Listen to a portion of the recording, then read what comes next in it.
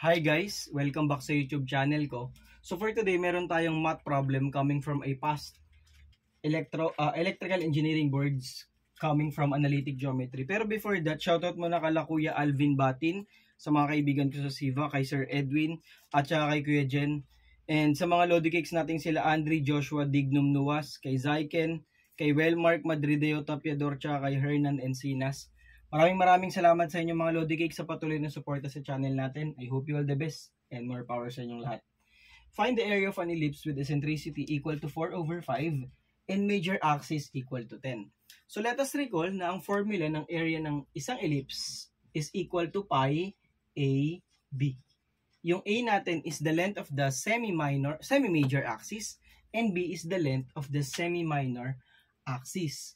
Sinabi yung major axis daw equal to 10. Kapag sinabing major axis, yung buo yan. So you have 2A equals 10. Kapag sinabi namang minor axis, that is 2B. Tandaan po natin na kapag sa ellipse, A po yung pinakamalaki. Kapag naman sa hyperbola, yung pinakamalaki po yung C.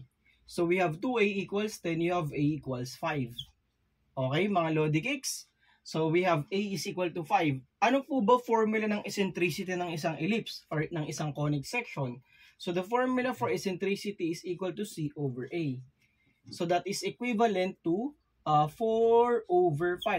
Kaya lang yung A natin is 5. So we have this equation will become C over 5 equals 4/5, in which we can easily solve for the value of C, which is equal to 4.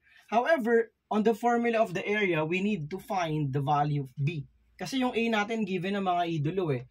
So tandaan natin, the Pythagorean relationship among A, B, and C. So this time, A yung pinakamalaki. So we have A squared equals B squared plus C squared. I hope naalala nyo itong mga Lodi Cakes. 5 squared equals B squared plus 4 squared. Okay? So we have 5 squared is 25 equals B squared plus 16.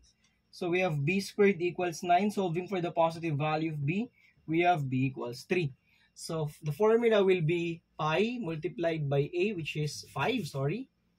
And our B is equal to 3. So 5 times 3, that is 15 pi square units. So ito na yung magiging pinaka-final answer natin, which is letter D. So yun guys, I hope kahit pa paano nabigyan kayo ng refresher ni Sir IJ sa analytic geometry, sa mga ellipse, sa pagkuha ng area, ng eccentricity. So madami-dami pa yan mga Lodi Cakes sa mga susunod na tutorial videos natin. Recall natin kahit yung mga basic concepts sa math kasi napaka-importante niyan sa mga complicated problems. Maraming salamat sa mga Lodi Cakes natin na patuloy na sumusuporta sa channel natin. Sana marami pa kayo matutunan mga idolo and more power sa inyo. Bye-bye and God bless.